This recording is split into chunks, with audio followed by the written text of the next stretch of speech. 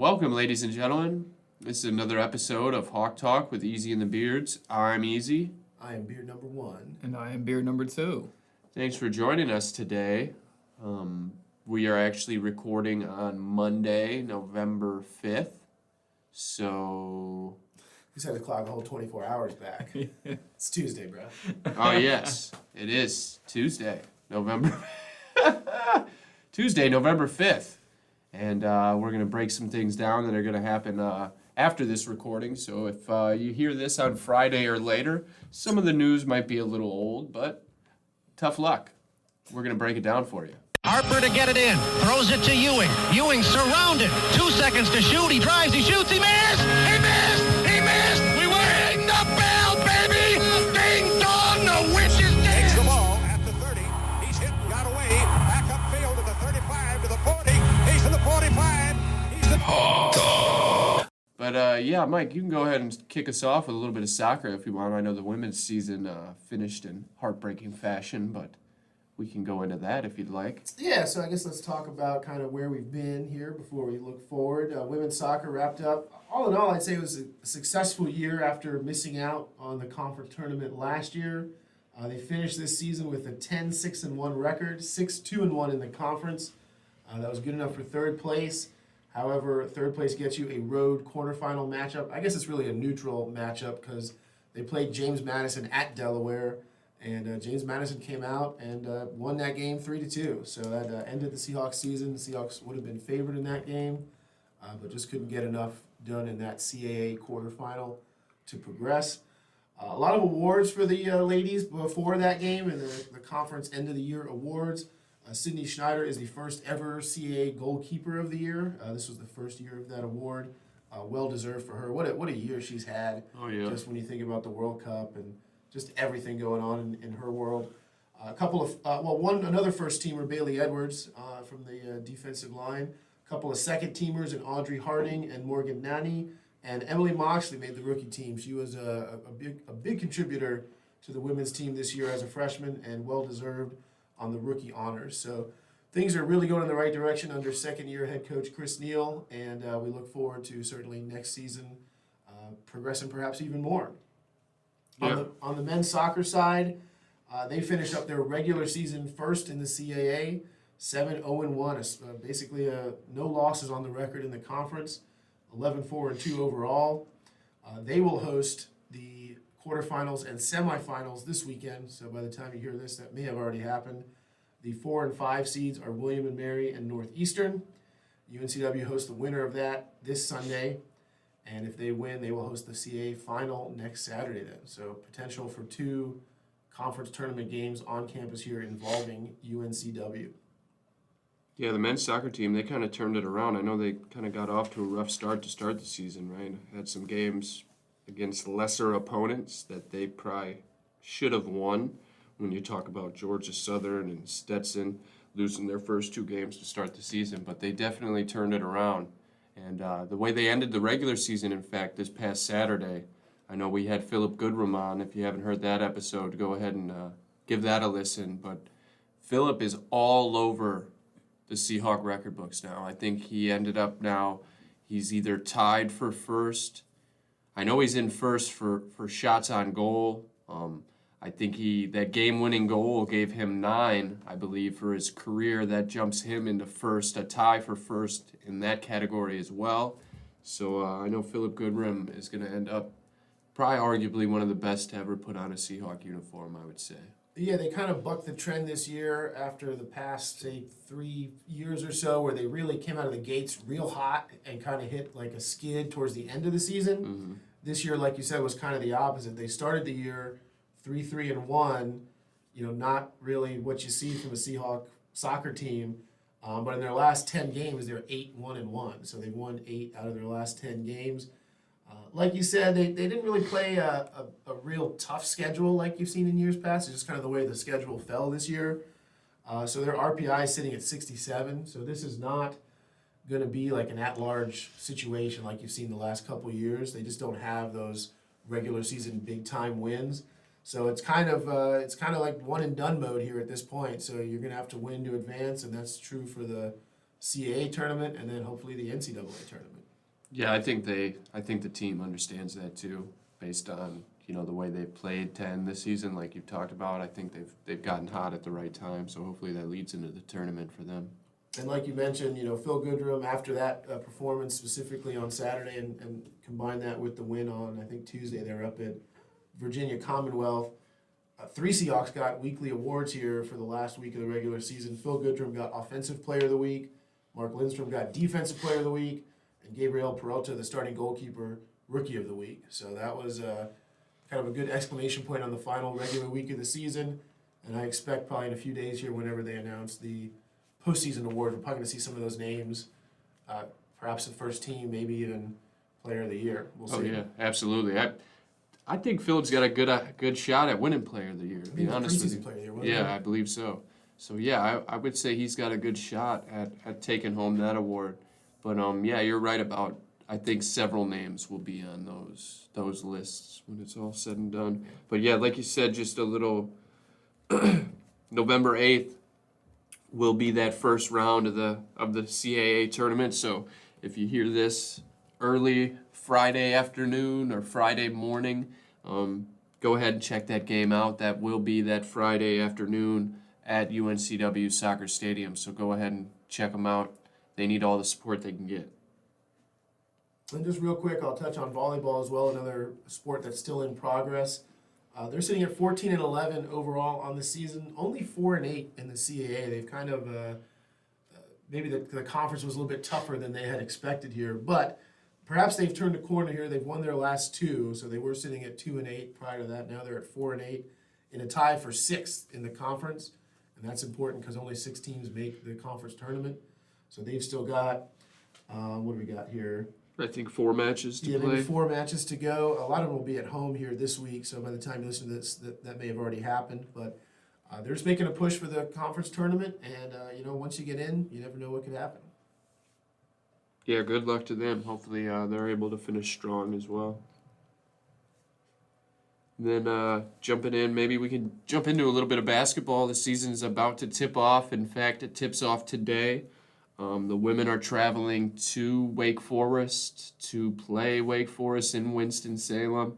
The men will be hosting Johnson and Wales, which I believe is a small college in PA, if I'm not mistaken, Pennsylvania or Virginia. I think it's in Virginia. It's in Virginia. Yeah. They're not an NCAA school. They're like a national small college school. So, hopefully it's something where. A lot of new faces. We talked to Rob Burke here about a month ago about all the new faces on the team. Probably good to kind of not have to jump into the deep end so fast, although come Friday, you're in the deep end with, top 10 school here. UNC comes to Trask Coliseum. That's kind of all everyone's been talking about here the last couple of weeks. It'll be an exciting atmosphere for sure. Oh, yeah, absolutely. It's already sold out, too. It's been sold out, I think, for damn near a month now. But is that Johnson and Wales? I'm getting Rhode Island, but there's several universities, like they have different campuses all over the country, but I'm not sure which one, to be honest with you. Either way, Pennsylvania, Rhode Island, Charlotte, I don't care where they're from. UNCW needs a win. Either way, that's a game they should win by double digits, and hopefully they're able to kind of get some things on film and get some things together as a team that kind of gets them ready for the ultimate test then obviously on Friday.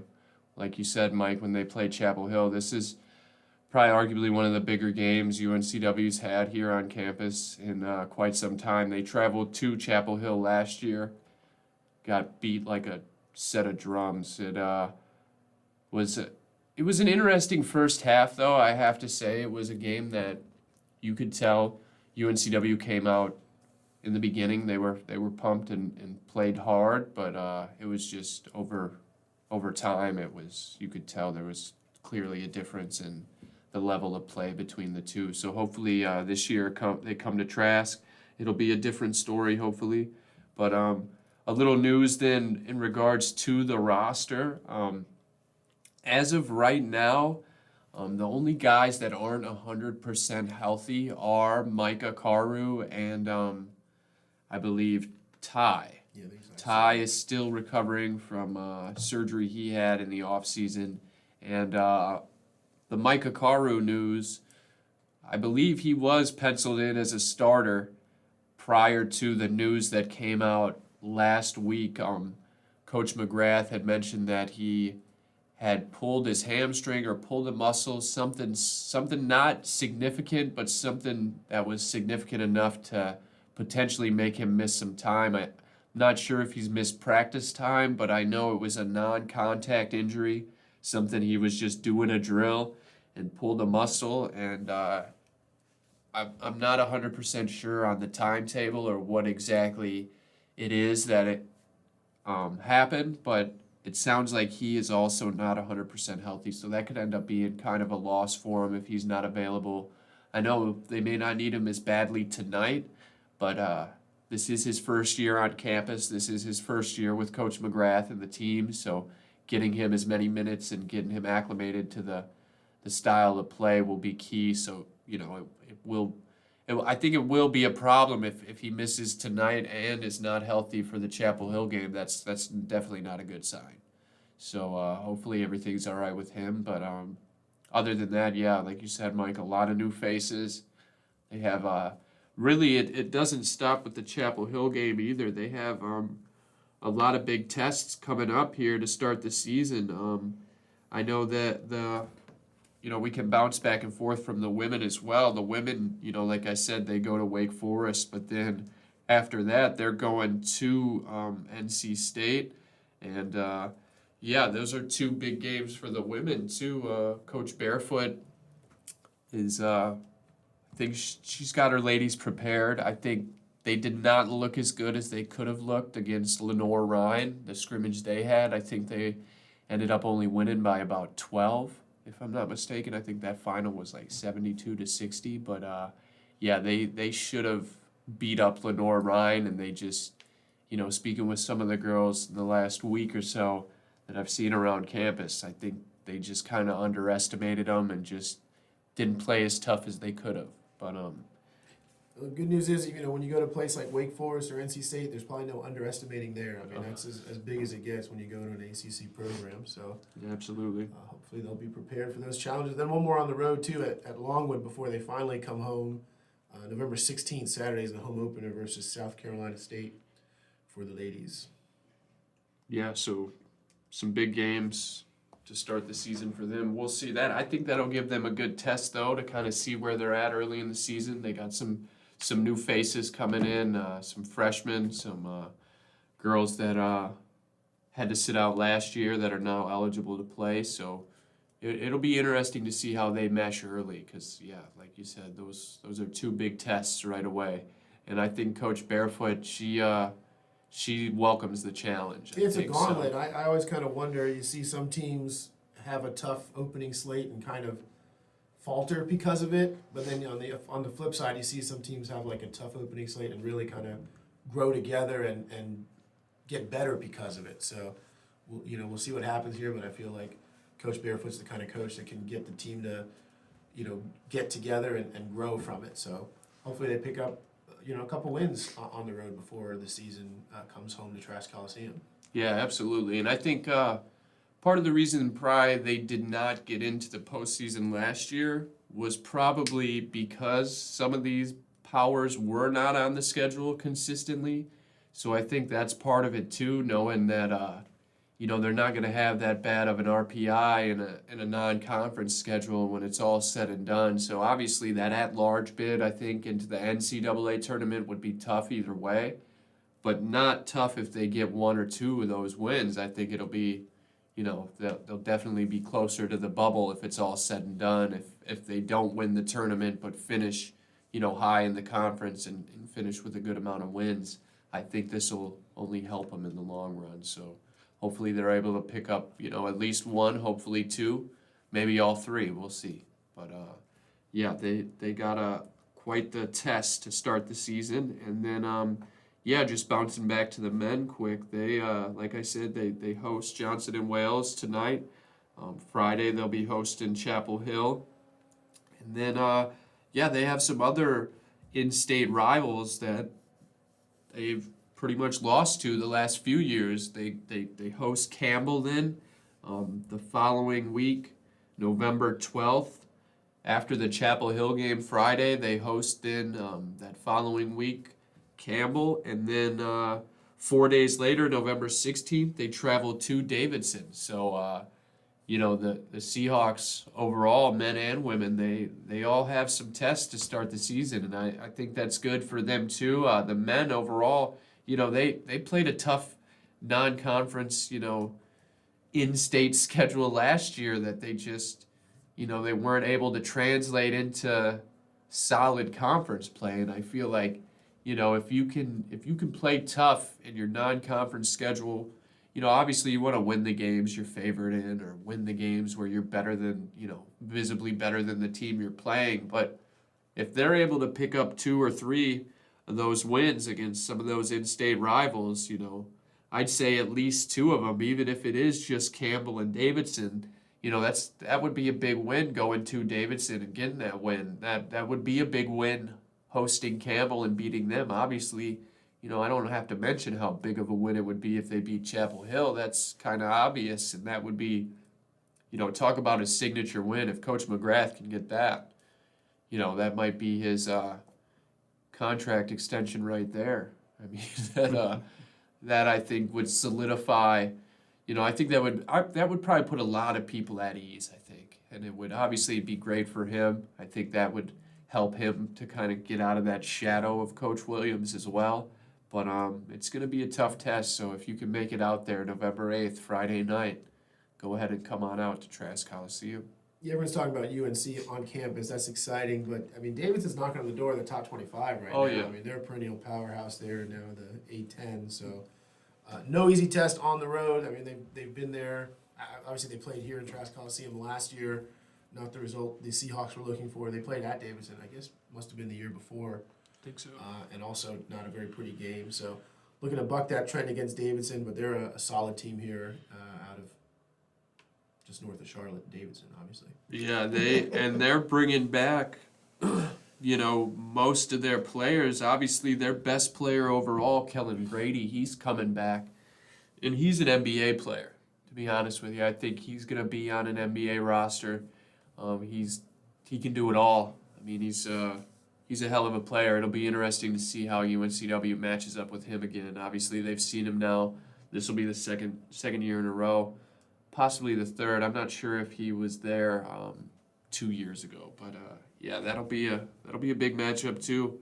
And then Avery, you want to let us know about maybe a little bit of golf or? Yeah, into some men's golf here. They are at the Santa Maria's Invitational over in California, so they get some sunshine out there. Always nice weather. It sounds like fun. Right now, Segundo, Olivia Pinto, always killing it. Always mention him every week on the podcast. So right now he's 1 under par after 1 round, and actually right now they are starting again. They just started 30 minutes ago about. So we'll see how that goes. UNCW is about 15th right now as a whole, and Pinto is basically close to the top 20, 21st right now. So that's really it for that. Then we go on to men's tennis, and we got that they were 6-3 in singles on Sunday and 2-0 in doubles at the UNCW team invite. I think it's just they kind of have 2 seasons, right? Yeah, it's like kind of, I think in the fall it's kind of like it's, there is some team aspect to it, but it's also just getting your singles in. It's kind of like preseason. It still counts. Yeah, that's what I was gonna say. Is it almost considered exhibition? I don't think so. I think the matches count. Like when we were talking to Daniel, all those matches count towards your tennis ranking. Okay. But it's not like against the team. And it come doesn't. the spring, then you have your duels where you match up 1 through 6. You have your doubles point. Yeah, so this doesn't affect their conference ranking or their conference schedule or anything every like match that. you play counts for the individual. Goes towards your ranking. Okay, yeah, that makes more sense. So like in golf there with Pinto, I mean, that's going to be a guy to watch. Going through, obviously you're going to have your CAA matchups for golf and whatnot, but you've got at-larges that make the postseason for the NCAA, not just teams but individuals. That's so, say the team might be struggling a little bit in 15th place in this particular tournament, but if he's killing it, you might see him getting at large to the NCAA here in the spring. Yeah, and that'd be great for him because I know he's only a sophomore, so Yeah, I can imagine what kind of game he's gonna have going into the next 2 years. He's definitely gonna be somebody to keep an eye on and to watch going forward. That's for sure. But back to tennis just a little bit for the whole weekend because the team invite was all weekend. They went 16-9 in singles and 8-2 in doubles. So doubles seem like that's their go-to. That's how they're gonna get it done. But yep, that is it for the Seahawks until January 18th when they travel to Durham to face the Blue Devils. It's getting cold out there, so probably not much more golf. Well, I guess if you go to California, you can Yeah, play as much as you want. Right. Not a bad deal if you're on like the golf team. You get some of those trips to California. I think they went to Hawaii either last year or the year before. Not a bad perk of being maybe I should pick up a golf. D1 athlete. Yeah. Well, and they're playing at Pebble Beach, I believe, right now. So that's great. I mean, you can't beat that. Jeez, that does sound like fun. I don't know how good I would golf, but if you told me, we're going to Pebble Beach to play some golf this week, sign me up. I don't know, yeah. Maybe, put a beer in my hand. Right. I don't know, maybe I might Arnold get a hole in Palmer, one or Arnold something. Palmer. Oh, there you go. The Yeah, good old okay. Arnold Palmer. But yeah, then overall, just another quick little recap going forward. Obviously, the men's golf is going on right now out at the St. Mary's Invitational out at Pebble Beach. Like we mentioned, men's and women's basketball both tip off tonight. Men host Johnson & Wales, women at Wake Forest. The golf tournament continues over the next couple days. And then women's volleyball, like Mike had mentioned, they host Northeastern on November 7th, so Thursday. And then also Friday, by the time you hear this podcast, don't forget, Friday night is the Trask Coliseum is the place to be. UNCW hosts UNC Chapel Hill, so get out there if you can. And then right away, earlier actually that afternoon, the quarterfinals of the CAA tournament for men's soccer. They host William and Mary. Come out to that as well if you can. And then obviously women's volleyball, again, like Mike mentioned, they host Hofstra over the weekend, and then Towson as well. And then the semifinals. If the men's soccer team wins on Friday, they will be playing Sunday with the opponent still yet to be determined. So, yeah, that's we got a jam-packed weekend, and then going into next week too. Obviously, the women go back on the road November 10th at NC State. Then November 12th, the men come back home and stay home and host Campbell. So next 7 days are jam-packed. Next 8 to 10 days, really. So if you're around, come on out to Trask. Come on out to, Hanover Hall, where the volleyball team plays. Come out to the UNCW soccer stadium, catch some men's soccer. And hopefully we'll see you out there. Don't forget to stick around and let's do our interview with Cole Weiss, senior men's baseball player, that will be playing in the majors one day, I'm pretty sure. So stick around and listen to that interview, get a little background on Cole, and a little preview of the men's baseball team now that Coach Randy Hood takes over for Coach Scaff. Thanks for listening. This is another episode of Hawktalk with Easy and the Beards. Welcome, ladies and gentlemen, to another episode of Hawktalk with Easy and the Beards. I'm Easy. I'm beard number 1. And on beer number 2. I wasn't here last week, so welcome me back. But we have a great guest on today, young man from Mount Tabor, North Carolina, I believe.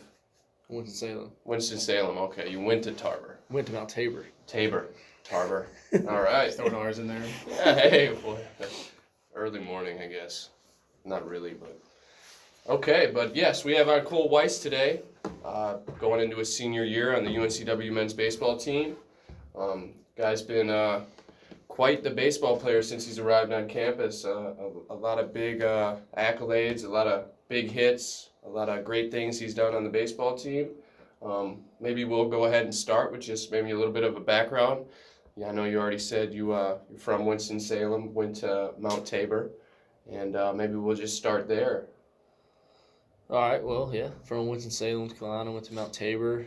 I am a infielder here, senior on the baseball team.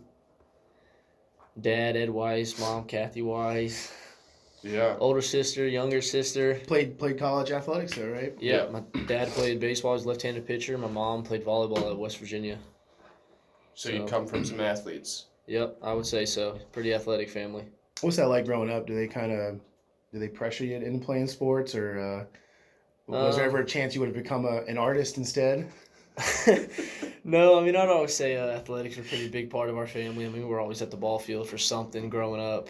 Spent a lot of time there, but definitely no pressure there. Just kind of, I mean, that was the thing to do in our family. Yeah. We all played sports growing up, so pretty easy decision there. Both of your sisters big volleyball. Yeah, as my well, right? older sister played volleyball at Bavard College, a D2 school in the mountains. Little sister just played in high school as a freshman at Western Carolina this year. Yeah, pretty athletic family, a lot of competition. Any other extracurriculars outside of baseball growing up, or? Played basketball. That was it was pretty much baseball, basketball. I mean, I'd screw around and play, football here and there with my friends or anything else, but mostly just baseball, basketball. So you mentioned your dad too, Ed Weiss. Now he is the principal at Mount Tabor. High school So principal. you're the son of a high school principal, right? Yes, so I am. so I mean that probably wasn't too bad as a child, but I imagine the older you got, I mean, what was that kind of like growing up? And then once you got into high school, was it kind of, was Dad different to Cole the son than he was to Cole the high school student, or was it kind of, that's my dad, big deal? No, it actually wasn't as bad as people think. I mean, no, it never was treating me different. It's always pretty much the same. That's kind of how he always is. But it definitely came with more perks than people realized in high school. So, I mean, all the teachers loved you. You kind of knew people. You knew the ins and out of the you knew the ins and out of the school before you even got there. Yeah. So it really wasn't bad at all. Well, that's good. Maybe we'll keep some of those perks to ourselves then. We don't want to let the secret out. Did he maybe before high school? Did he ever have a play in like coaching you or guiding you on the baseball side of things? Yeah, growing up, he kind of always, like through Little League, travel ball, he was always kind of one of the coaches. He kind of backed off when we got to high school. But definitely before high school, he was always kind of right there on the field doing everything. But once I got to high school, he kind of laid back and kind of let me get coaching from other people. So, too, we mentioned that he played at West Virginia. He was a pitcher. So, growing up for you, what was that experience like? I know we mentioned it already a little bit, but I know Mike had asked you if there was any pressure, but was there a time, or do you remember an age where you were like thinking in your mind that, hey, baseball is what I want to do, and there was kind of maybe that extra guidance or that extra push from him? Do you remember if there was a time in your life when that happened and you're like, hey, I'm going to focus on baseball, and Dad kind of got a little more hands-on? No, I mean, he was always just he would kind of let me and my sisters kind of do what we wanted. They never pressured us into anything. So, I mean, it was pretty much just do what you want to do. We're going to support you in anything you want to do. And yeah, that was really it. So back then, when do you think you recognized, hey, this could be something I could do at a high level?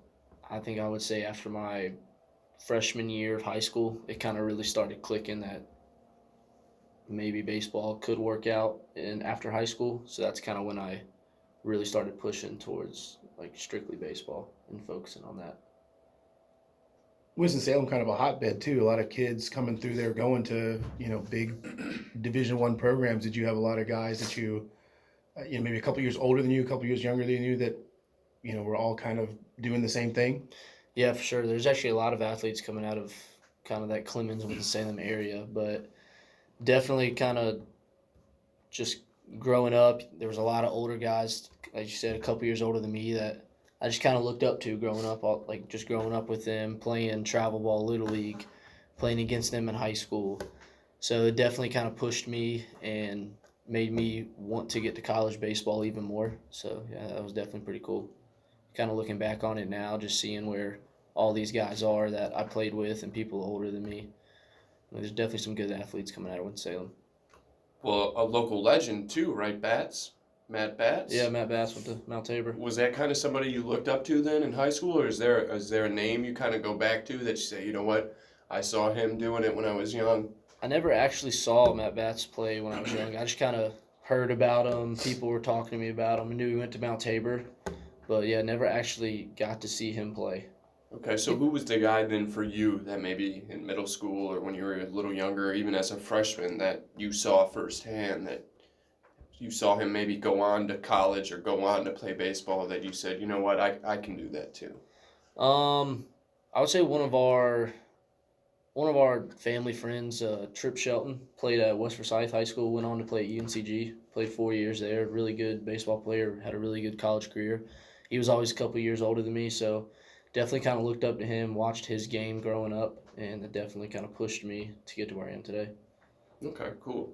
So then let's maybe jump into then what led you here. I know you had plenty of other offers out of high school, or at least a few, to where you could have went elsewhere. What was kind of the final thing that led you to come to UNCW?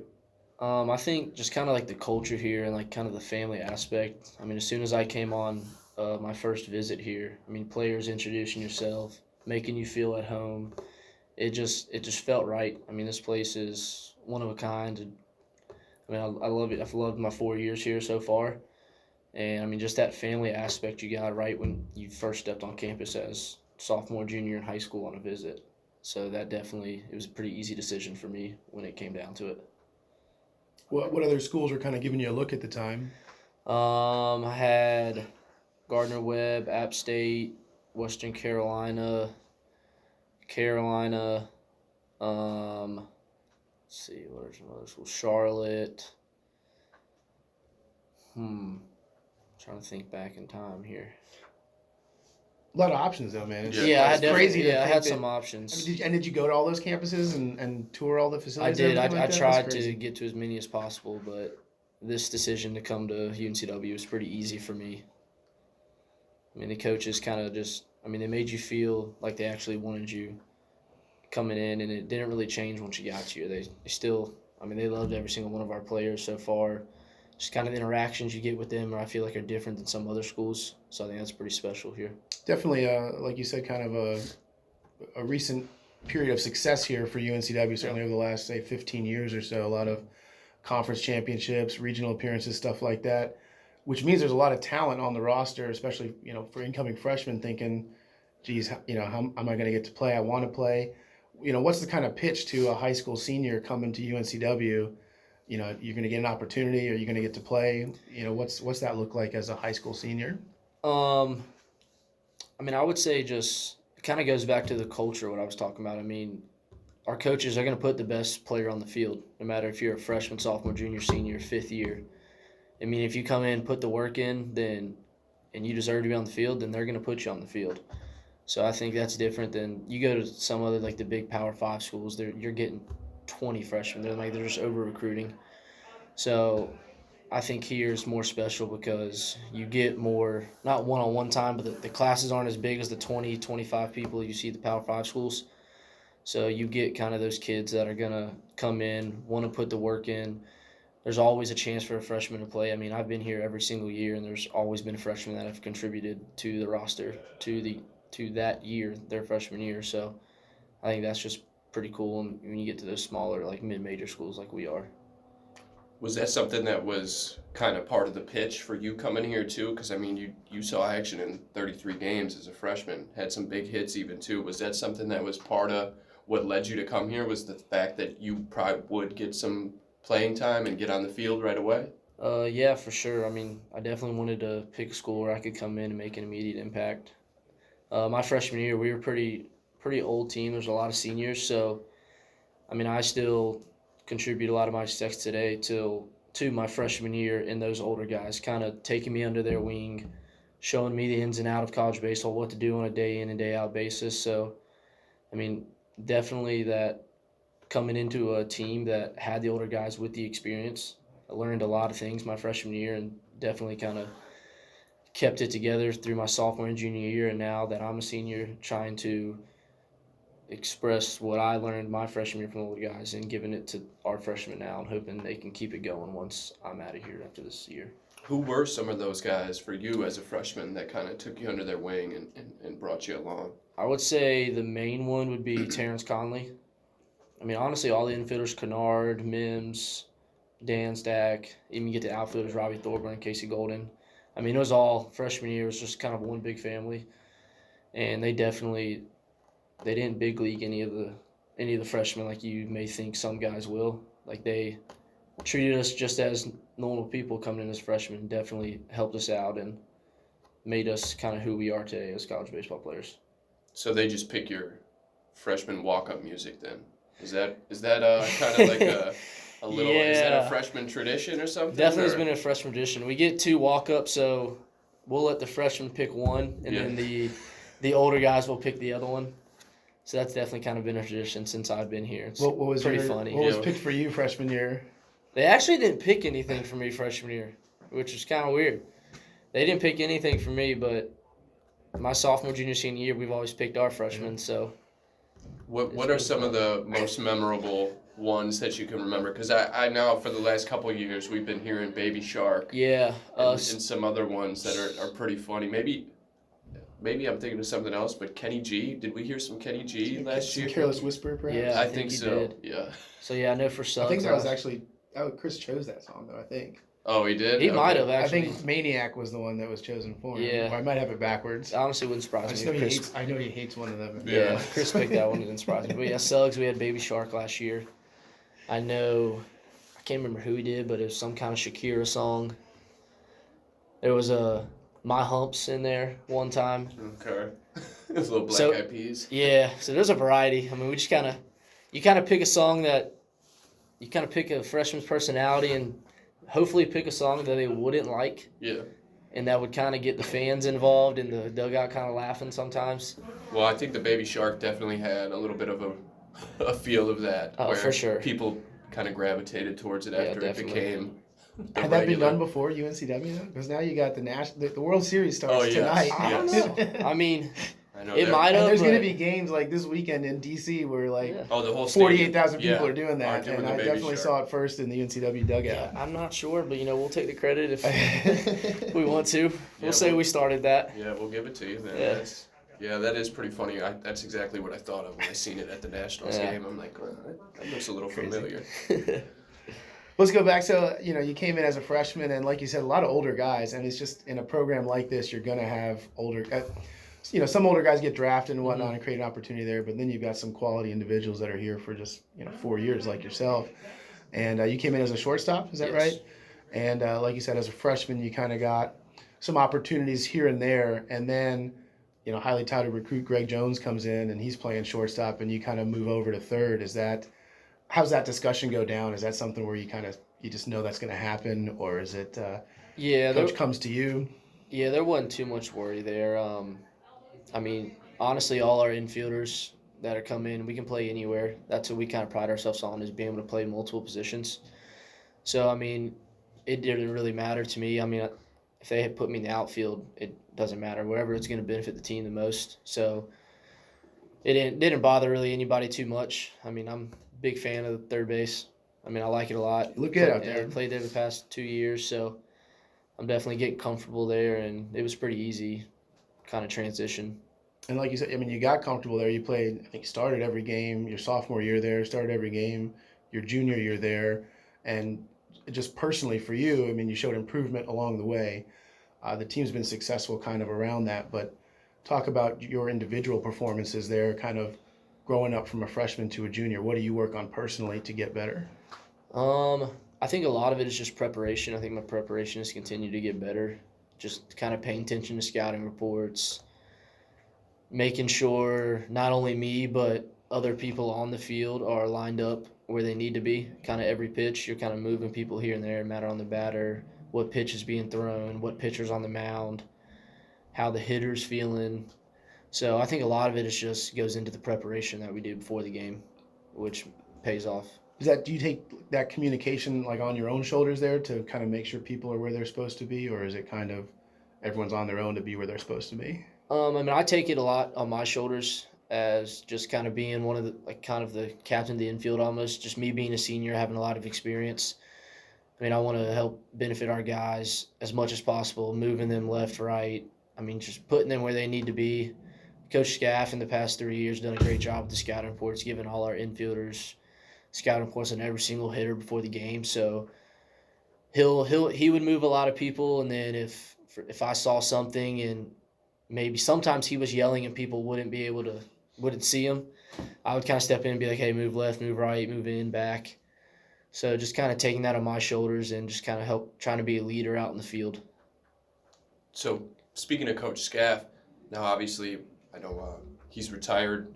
You guys are going under Coach Hood now has taken over, and you'll be one of the few guys that'll really have that experience with Coach Scaff and then be part of this transition to Coach Randy Hood. So if you could just maybe break down some of the similarities maybe between the two, and then what are some differences you already see in Coach Hood that are maybe a little bit of a contrast from Coach Scaff? Yeah, I think there's a lot of similarities there. I mean, Coach Hood's been here for, I think, 15 years. 15, More than that, I think. 57, maybe 70, I don't know. He's been here for a long time under Coach Scaff, so I don't think a lot of things are changing so far. There's a lot of similarities there. Just the attention to detail they both had, the want to do the little things, and just the way they kind of talk about the game. A lot of things are very different there. So I don't think a lot of baseball-wise stuff hasn't changed really at all. The difference is, I mean, you might see Hood get a little more emotional, I guess. You could see him maybe, get a little riled up on an umpire every now and then, or us as players, if we're messing up, he's going to tell us. Where Scaff was just kind of not laid back, but More stoic. more stoic and just kind of kept it under control. But Hood, he'll definitely get on us if it needs to happen. So I think I would say that's the big difference there between them two. I think too, do you think that that's something that will kind of work with the group of guys you have now, to where you think some of the guys on the roster now, they may respond a little better to that, kind of, not, I don't want to say confrontational, but that, more vocal leadership and critique of certain things? Do you think guys will kind of respond a little more to that? I mean, we can hope. Yeah. I mean, our whole team, mentally, you got to be mentally tough to make it through a whole college baseball season, and you got to be coachable. And we talk about that every day, just being coachable, not taking. I mean, we tell a lot of our young guys, don't take the way they're saying it, just process what they're saying, because I mean, they're not going to get on us. I mean, if they care about us, they're going to get on us. They don't. That's how I think about it. If they don't care about us, then they're not going to say anything. So, I think definitely him like just expressing what he's saying definitely shows that he cares, and you just got to learn as a baseball player. You learn freshman, sophomore, junior year, going into senior year, and I've learned that you just got to take what they say to heart and not kind of how they say it, because if they're getting on you, they care about you. They want you to be better, not only on the baseball field but and in life. So I think that will play a good part this year. So kind of going back to Coach Scaff then too, I mean, obviously you spent 3 years under him. Going back and thinking about those 3 years that you spent with him, what are some things that you can take with you, whether it's still on the baseball field or just in life in general, that you learned from him? I think me as a player personally, I've learned a lot from Coach Scaff. I mean, he's one of the greatest human beings I've been around, not just on the field but off the field too. He truly cares about every single one of his players, wants them not only to be a good baseball player but be a great friend, husband down the road. I mean, he truly just cares about the player. So I would say what I would take most from him is just kind of just the way he approaches people and how he can talk to people and kind of have that mutual respect right off the bat, and then be able to kind of mesh with whoever he's talking to in whatever situation. So I would say that's kind of a big thing that I saw from him and learned from him, is kind of how to communicate with different people in different situations, which will definitely benefit me and I think everybody else that's been around him in their kind of lives after baseball and during baseball.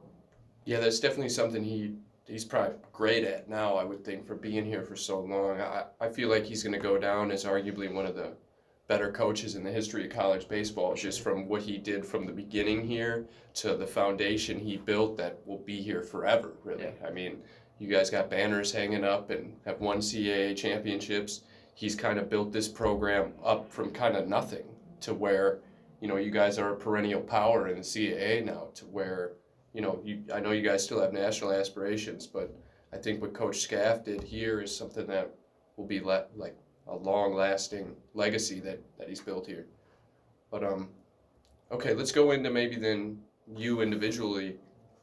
I know since you got here as a freshman, you've had, I think you've had multiple game-winning hits in every season. Maybe as a freshman it was just that one, but I know maybe there was more. As a freshman, I know there was at least, I know you had the one as a freshman against William and Mary. Yeah. I know that one for sure. I know you had 3-4 as a sophomore, including one squeeze bunt in the 10th against Northeastern. Yeah. And then last year, I mean, you know, we watched a lot of that. I mean, I can't count how many times you had big hits late in games last year. But kind of going through some of those things, I know, you know, last year, first team All-CAA, you know, named CAA Player of the Week a couple times. I mean, you were the most outstanding player in the CAA tournament in 2018. Kind of take me through, I know obviously, you know, the cliche thing is, you know, you'd substitute all those awards for, you know, maybe a couple NCAA tournament wins or, you know, a couple regional wins or whatever. But from the standpoint of you as the individual, what do those things mean to you, you know, on a personal level and maybe even with your family too, just to give you kind of that validation that you belong? Yeah, they definitely mean a lot. I mean, they just kind of goes to show that kind of all the hard work you put in through the fall, the grind through the fall season, through all the workouts, kind of just pays off in the end in the spring. Kind of, like I said, all the preparation that we do as a team. And, I mean, it just goes to show you that, I mean, this program here, the UNCW, can develop a player. I mean, I wasn't the biggest guy. I wasn't the fastest guy coming in. And I've just continued to develop here with all our coaches and staff and players. So I think it just kind of just shows you that all the hard work you put in can pay off in the end and is paying off. So it's pretty cool to kind of get those awards at the end of season. And then, I mean, maybe the ultimate award to date would be, you know, hearing your name called or seeing it online or whatever in the Major League Baseball draft after last season, 37th round to the Giants. Is that right? Yes. I mean, talk about that experience kind of leading up to it and then, you know, the decision you had to make shortly thereafter. Yeah, it was definitely a cool thing to kind of see and hear and stuff. And, I mean, in the end, I felt it was best for me to come back and finish my senior year, kind of get my degree, and hopefully have another good year and be able to go get my name called again this coming June. But, yeah, it was definitely a pretty surreal feeling, kind of seeing my name pop up on the board, all that stuff, like seeing all these tweets. So that was definitely a pretty cool experience that I probably won't forget for a long time. How much heads up did you have on that? Is that something you kind of expected or had in the back of your mind, was kind of hoping, fingers crossed? Yeah, I mean, I met with a bunch of teams throughout last year. Didn't really know when my name was going to get called, if it was going to get called. So I was kind of just sitting at the house, kind of just waiting for a phone call or see something online. So it was kind of a big waiting game at that point. And then, I mean, you talk about, let's talk about maybe looking forward here. We talked about the kind of transition from Coach Scaff to Coach Hood, and I think that couldn't have gone any better for the program, having all that continuity. On the field, you've got so much continuity as well, you know, in part due to your choice to return to the program. Zarian Sharp also had a choice to make, chose to return to the program. I mean, you bring back, 8 starters on the field? Yeah, I think the only person You know, lost is defensively. Greg. And, you know, a lot of starting pitching coming back as well. I mean, you're going to probably be the favorite to win the CAA again this year. Would you think so? Yeah, I would think so. I mean, we definitely have a bunch of experience coming back. I mean, the only person we lost is Greg, returning 8 of our 9 starters from last year. Have a whole weekend rotation coming back, which I think is big.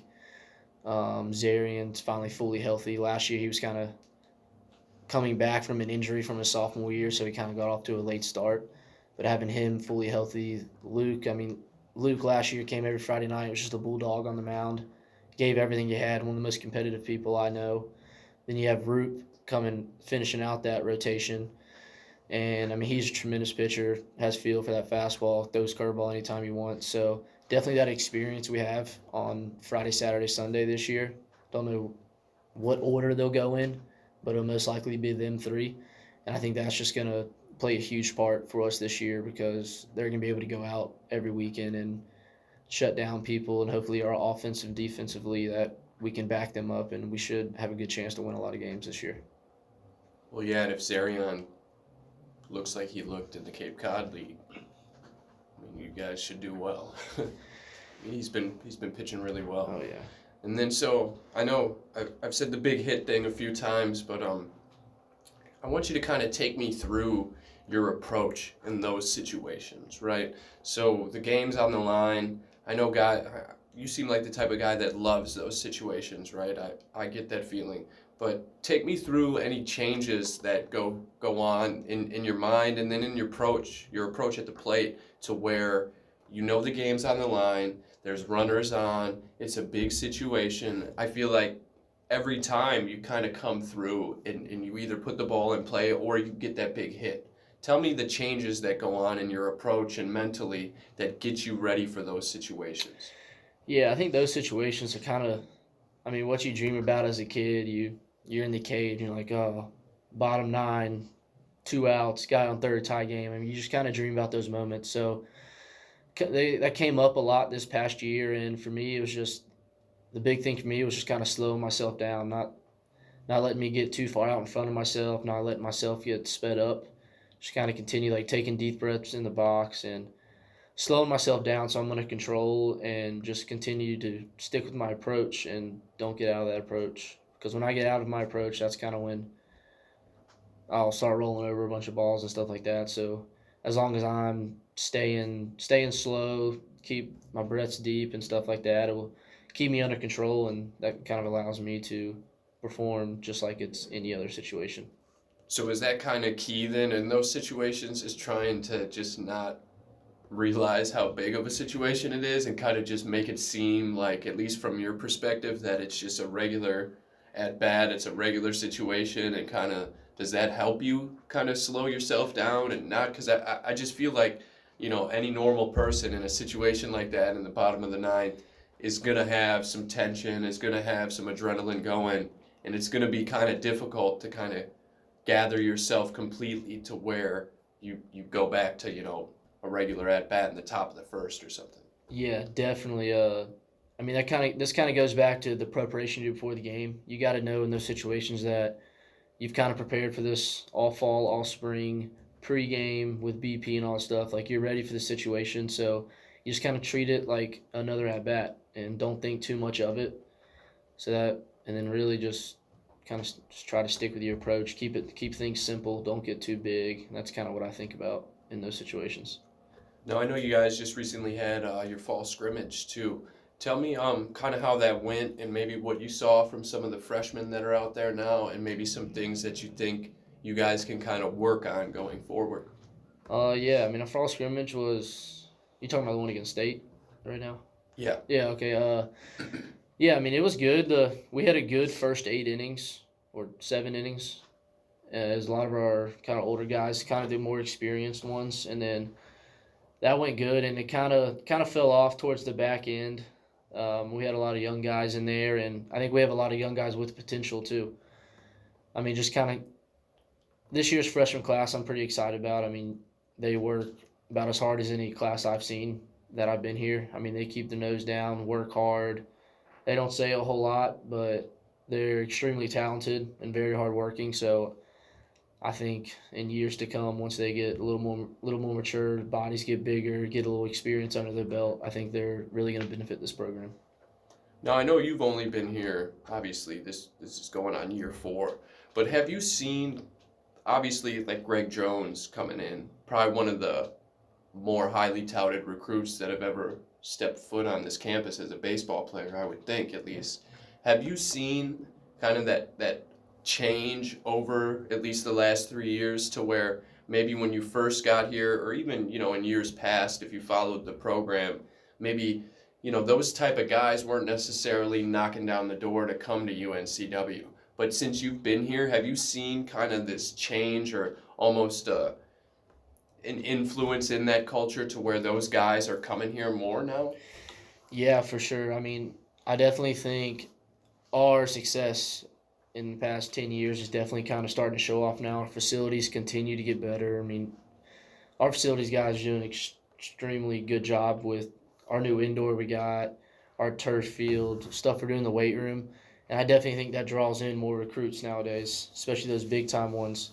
Not only are we winning on the field, but, I mean, we have, like I said, one of the best indoor facilities in the country by far. I mean, that place, if you've ever seen it, is incredible in there. So I think that definitely draws more recruits here and kind of shows them that we are still competing with those Power 5 schools with the facilities. We obviously play the Power 5 schools every year. We win games. We're definitely holding our own with them. So I think that definitely shows those big time recruits coming out of high school that this definitely is a place to consider. That's great.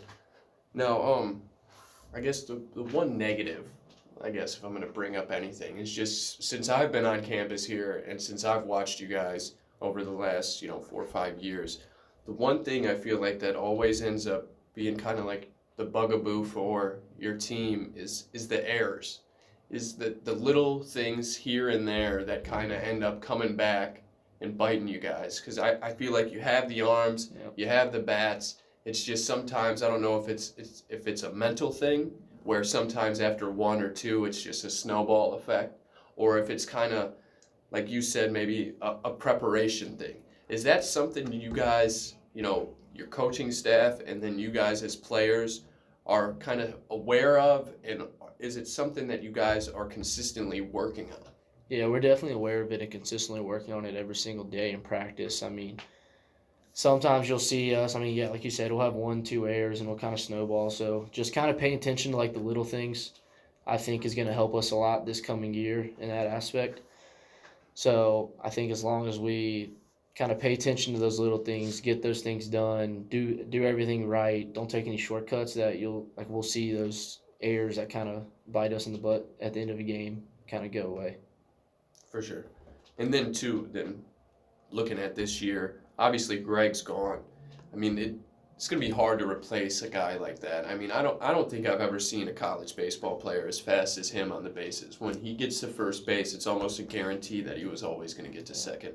I know for you, you're probably going to have to take on more of a leadership role and more of that, that bat in the middle of the lineup or the top of the lineup that has to kind of set the table and get things going. Is that something you look forward to, or something that you've thought about, whereas maybe, you've been great already, but it's almost as if you may have to step it up another notch just to be able to kind of I wouldn't say carry the load, but to almost replace what Greg brought a little bit at the top of the lineup? Yeah, Greg's definitely going to be a hard person to kind of replace. We do have a lot of speed guys still this year. We still have like Noah Bridges, Jackson Meadows, and they'll be kind of at our top of the lineup. So I don't think it's to the point to where I have to step my load up, but just kind of try to get everybody around through 1 through 9 in the lineup to kind of to be consistent. Because I mean, Jackson and Noah Bridges obviously aren't as fast as Noah, but they're pretty. I mean, as fast as Greg. They're pretty close though. They're going to steal. Noah can steal 30, 40 bags a year. Jack can steal 20, 30 bags a year. So I definitely think them being at the top of the lineup this year, they'll definitely not. I mean, like I said, it's going to be hard to replace Greg, but they'll definitely kind of carry that load with all his speed that he had. It definitely translate to them too a lot. So I think we'll be fine in that aspect. How many bases will you be stealing this year? Hopefully a lot. We'll see. We'll see how that goes. I'm not the fastest person, but hopefully we'll get a few. It says 4 last year. Yeah. We did an over on that one. Yeah. Yeah, what's the over-under for you this year? We'll see. We're hoping for like 10. Let's go double digits. Okay. Yeah, we'll go digits. double digits. We'll set the over-under at about Hopefully a lot 7. of RBIs. Yeah, there you go. I think that'll make up for Yeah. any lack of base stealing. I'll tell you that Yeah. much. You mentioned, we talked about some of the facilities and stuff like that, and it's an interesting position to be in here at Wilmington because you are competing, for talent, with the UNCs and the NC States of the world. But then at the same time, you're in the CAA, and you look at some of those facilities, not to mention names or anything like there, but, further north, where maybe they're not, their focus isn't so much baseball. Is the secret to success, like you said, just kind of focusing on the little things here and there? Or do you kind of, you can't help but kind of think of that sometimes, where you might have a series one weekend against some team that maybe you're highly favored in, but then that next Tuesday or Wednesday, you've got a trip to Carolina where you've got pretty high touted matchup here locally. Yeah, I definitely think the CAA is one of the most underrated conferences in the nation. I mean, there's a lot of good arms that came out of this out of this conference the past couple of years. So I definitely think we're kind of looked past upon sometimes. But yeah, going into a weekend series, I mean, it's always a dogfight no matter who you're playing. Every team's got arms, every team's got bats. Sometimes facilities, as you said, aren't as good, but you can't really look at that stuff. You can't focus on that stuff. You gotta focus on the little things going no matter where you are, trying to get 3 wins on the weekend. And then yeah, we come back and every midweek's usually against a Power 5 team or a team that's been in a regional.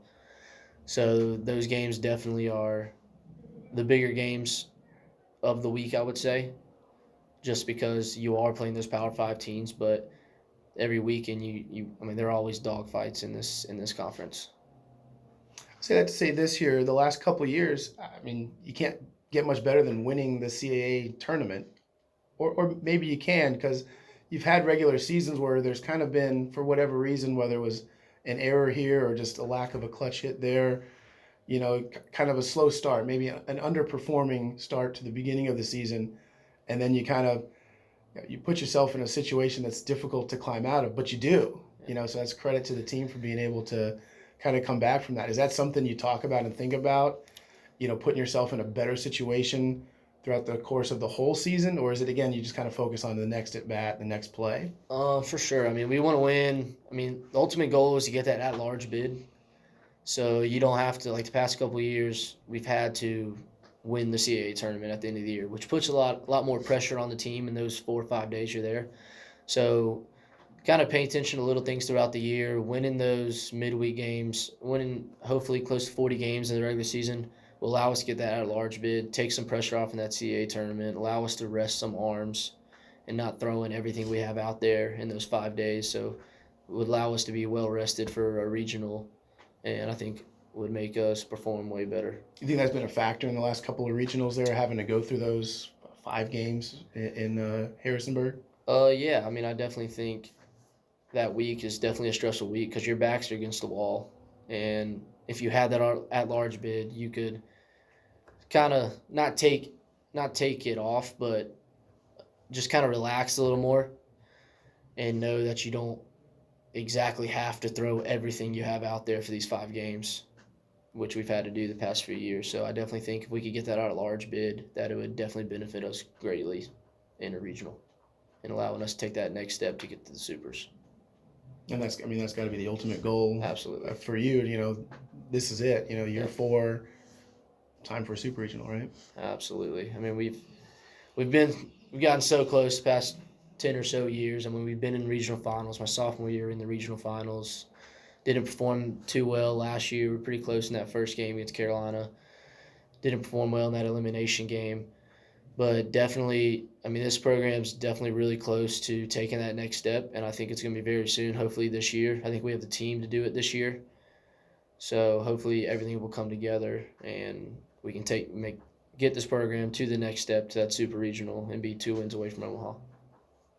Speaking of that Carolina game, it was one of the better baseball games I've ever seen, at least college baseball-wise. Obviously, the ending, how it ended, we're not really fans of that. But overall, you guys put up a fight. It was for a school like UNCW to not back down against a school like Chapel Hill, and you guys, it seems like you consistently play them toe-to-toe and can compete. It would be different, I think, for you guys if you just got drubbed by them all the time and it just wasn't competitive. I think, is that something that gives you guys confidence going forward, the fact that you can compete with those guys and you can beat them if you get the opportunity and everything falls right for you?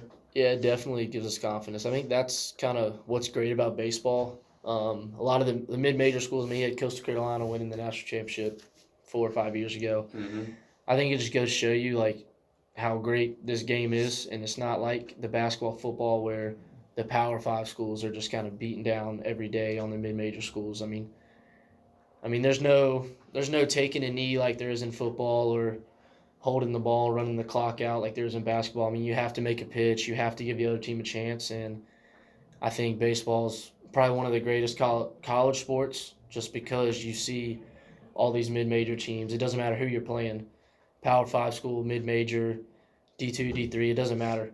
Like, there's so much talent on every team, and it kind of just, you never know what's going to happen on a weekend. Yeah, guys are definitely at this level for a reason, right? I mean, so too, then obviously hopefully you'll have more memories you create this year, and hopefully some of them are at the top. But if you didn't come back for your senior season and you went about your professional career, what would be one memory that you would take with you from your time here at UNCW that you could look at and say, you know what, I'll never forget that? One memory. I mean, I'm sure there's a lot, but if there was one at the top that you could say, hey, you know what, that's something that was, I'll never forget Maybe that even the top experience. 3 or something like that. Let's not. You don't have I to think pencil one of it the in. big you don't have ones to pick is one, I think that game or my sophomore year in the regional against ECU, where we were down, I think 5-0 in the 5th, had 3-4 hour rain delay, came back and scored 9 runs and knocked them out of their own regional, and they're definitely one of our big rivals every year. Yeah, absolutely. So I think that game was, it was one of the craziest games I've ever played in, and I don't think I'll ever forget that one. Yeah, what is it with you guys getting these long rain delays in NCAA tournament games? Like, that's, what is it, 2 years in a row? Yeah, that's you get like some 4 or 5 hour delay, Yeah, I and don't then know. you come back and finish the game. Yeah, it's pretty weird. We just get unlucky with the weather sometimes, but throughout my 4 years, we've been kind of dangerous after weather delays. So if they want to keep coming, that's fine. Some sort of X factor, maybe. Yeah, I don't know. Well, yeah, we're in Wilmington. Maybe we bring that weather with us. For real. What about, do you have a favorite road trip so far? I know you got your road trips are more business oriented. You got business to take care of, but you've gone to some pretty cool places. Going to Phoenix, Arizona was a pretty cool trip. Anything else come to mind for you? That Arizona State trip was pretty cool. Going to see some spring training facilities down there, getting your practice at one. That was definitely a cool trip. My freshman year going to Ole Miss, that was really cool. The atmosphere in that stadium was second to none. It's one of the coolest places I've ever played. You get the beer showers after home runs. There's 10,000, 15,000 people showing up to every single one of those games. So that was definitely a cool experience. In conference, I would say going to Northeastern, going to Boston was pretty cool. Yeah. We got to tour Fenway my sophomore year, which was a pretty cool experience.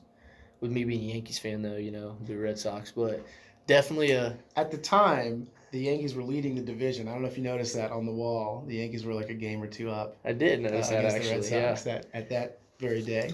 But going to Fenway Park, that historic place, was definitely a cool trip and a cool thing to be able to do. All right. Anything else? Any shout outs or anything? We'll kind of get. Let's talk about the here and the now. So you're scrimmaging now, Yep. on campus. So if you're a student, you want to come out, just catch some baseball. Check Twitter or Facebook. They'll post the times there. Usually, Friday, Saturday kind of thing. Yeah, usually. This weekend's Friday, Sunday. Actually, there's a Friday, camp Sunday. Saturday, but usually it'll be Wednesday, Friday, Saturday. Just walk on in. The gates are open, Oh, and they'll be there for a few hours and catch some quality ball. And then, if you're down to make the trip down to Conway, South Carolina, November 2nd, 3rd, I think 3rd. whatever that Sunday is, will be the last fall scrimmage against another opponent, Coastal Carolina. Like you mentioned, former recent World Series champion and regional participant on a regular basis as well. So another quality opponent there for the Seahawks to really kind of test your mettle here in the fall. And then won't be too long till opening week, mid-February? Yeah, I It's think always February always 15th, Valentine's Day. 14th, 15th, somewhere in there. Yeah, it is right It's around always Valentine's- the middle of Valentine's February. Day, yeah. But yeah, other than that, we appreciate you, Cole. Yeah, no problem. Thanks for coming on. I'm sure we'll have you on again once the season starts, and throughout the season maybe. We look forward to having you on. For sure. And good luck to you guys, and good luck to Coach Hood, his first year, kind of taking over the reins. Hopefully everything works out for you guys. Thank you. Appreciate it. Absolutely. Thank you. This was another episode of Hawktalk with Easy and the Beards. Catch you later.